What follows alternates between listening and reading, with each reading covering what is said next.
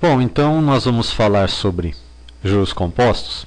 Se você viu a primeira aula, essa parte do vídeo você pode adiantar, porque nós vamos fazer uma revisão de conceitos financeiros. O primeiro conceito é capital ou principal, que é a quantia de dinheiro transacionada na operação. Por exemplo, quando alguém aplica na poupança, aquele valor investido é chamado de capital ou principal. Juros é a remuneração desse capital ou principal. É o valor pago a mais pela devolução de um empréstimo. Por exemplo, peguei R$10 no banco e após certo prazo paguei 15. Esse valor a mais, R$5, é chamado de juros. É a mesma coisa que você colocar o dinheiro na poupança, aplicar 10, receber 12. Esses R$2 a mais são os juros da aplicação. Montante é o valor do capital mais os juros. No exemplo anterior, o montante é R$15, que foi devolvido ao banco. Então, os R$15 que você pagou ao banco é o montante, porque você pegou 10, pagou mais 5 de juros. Então, isso é chamado de montante. A taxa de juros, ela é expressa em porcentagem, e ela é a remuneração do capital ao decorrer do tempo. É o fator de remuneração, tá? Ela pode ser trimestral, mensal, semestral, anual.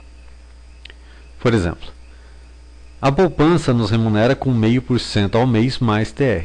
Ou seja, se você depositar na caderneta de poupança, você vai receber 0,5% ao mês mais TR. Período de capitalização é o tempo que o seu dinheiro fica parado lá na poupança, ou o tempo de prazo do empréstimo.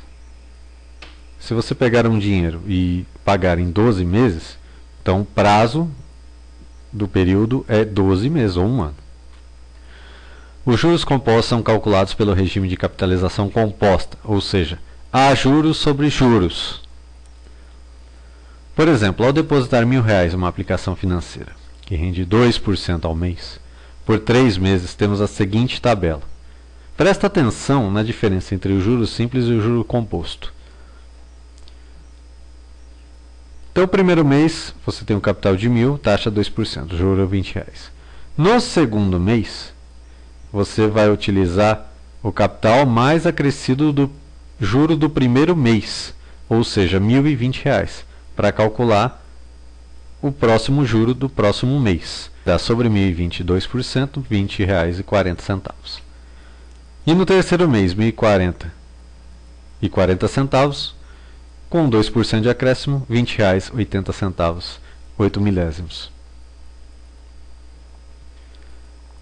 Então, você deve ter reparado que nos 3 meses, os valores de juros aumentam ao decorrer do tempo. E são baseados sempre no montante do mês anterior, configurando assim juros compostos. Veja lá. Então, o juro aumenta e sempre são baseados no montante do mês anterior.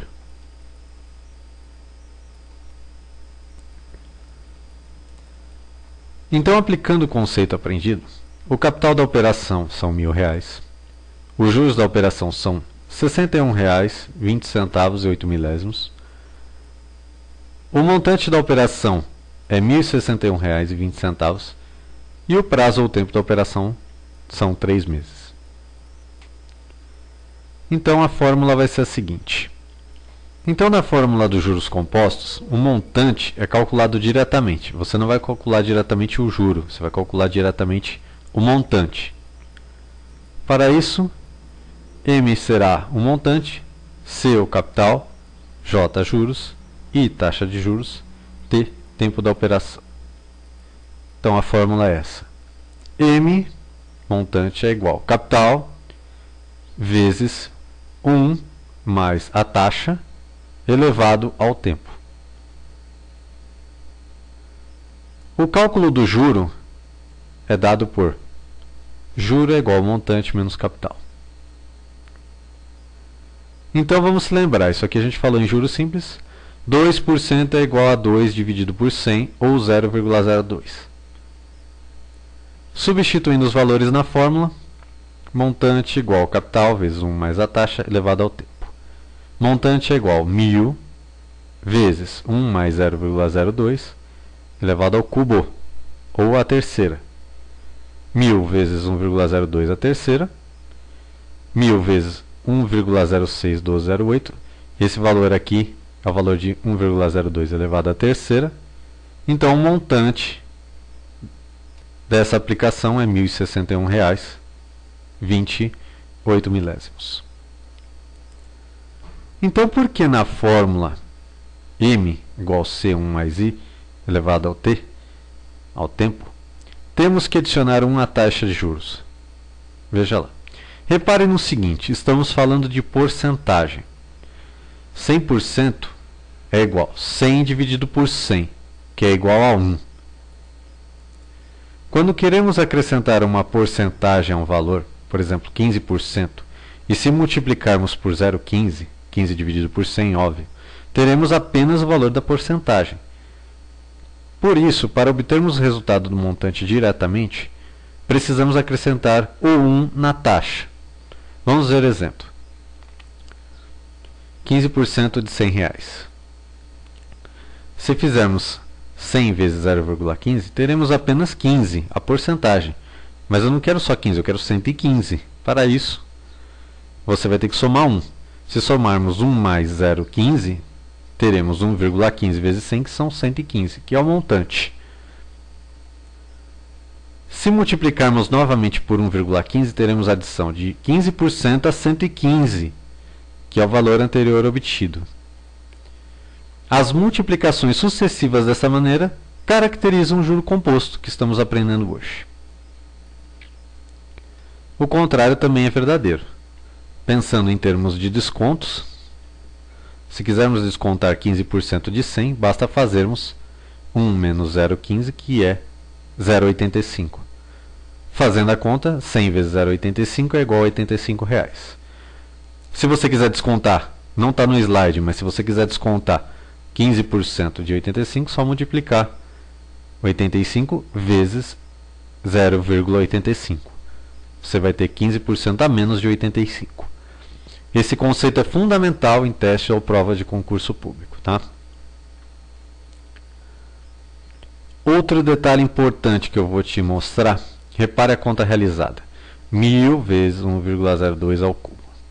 1000 vezes 1,06, 1208. Ou seja, 1,02 elevado ao cubo é igual a 1,02 vezes 1,02 vezes 1,02, que é 1,06, 1208. Então você leva um número à terceira, ou ao cubo, e você multiplica ele 3 vezes entre ele mesmo. 1,02 multiplicado entre ele mesmo 3 vezes, pelo fato de ser potência 3. Se fosse potência 12, 1,02 vezes 1,02, 1 vezes 1,02, 12 vezes. Tá? É importante que você saiba desse conceito. Esses valores, as provas nos informam, porque obviamente é praticamente impossível você fazer uma conta se, por exemplo, for elevado a 12. Não tem como, não há tempo hábil para isso. Então eles já informam esses valores. Equivalência de taxas. Lembra que a gente viu isso lá em juros simples? Em juros compostos, o cálculo de equivalência de taxas é feito considerando-se a característica da capitalização composta. Calcular a taxa anual referente à taxa mensal de 3%. 1 ano, 12 meses. Taxa anual. Olha lá. 1 mais 0,03 elevado a 12 menos 1. Tá? Então você vai ter a taxa anual 1,425761 menos 1. A taxa anual 0,425761, ou arredondando, 42,57%. Outro exemplo. Calcular a taxa mensal referente à taxa anual composta de 40%.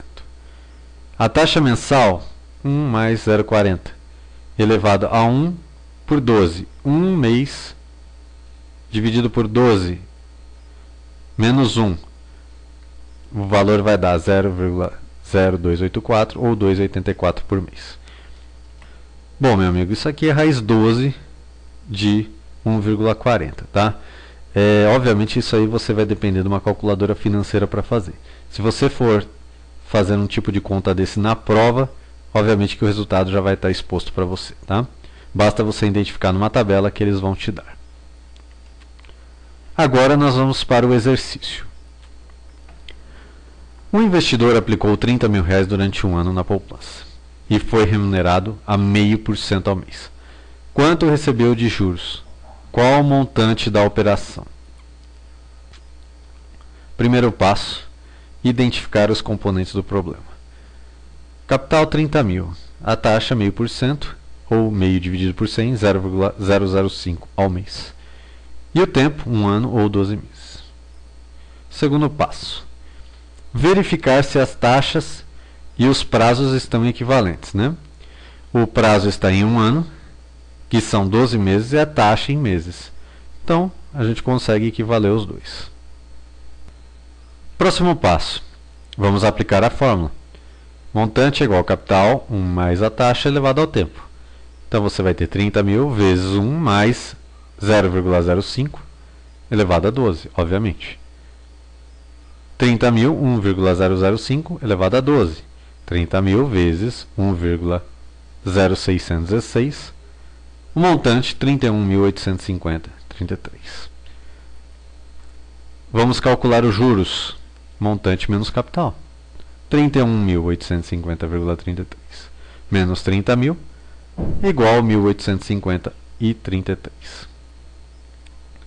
Utilizando o exercício anterior, informe qual é a taxa anual compostas correspondente da poupança. Resolução, levando em consideração a fórmula de equivalência de taxas. Taxa anual, 1 mais I elevado ao tempo menos 1. 1 mais 0,05 elevado a 12 menos 1. Isso vai dar 1,0616 menos 1. A taxa anual vai ser 0,616 ou vezes 100, que é uma porcentagem, igual a 6,16% ao ano. Repare no slide anterior que a própria fórmula do juro composto já faz a equivalência da taxa. Vamos voltar lá para ver. Veja que existe aqui 1,005 elevado a 12, que vai dar 1,0616. Veja agora na fórmula de equivalência de taxas. Olha lá, 1,0616. Você sabe que isso é 6,16% ao ano. Então a própria fórmula do juro composto já faz essa equivalência.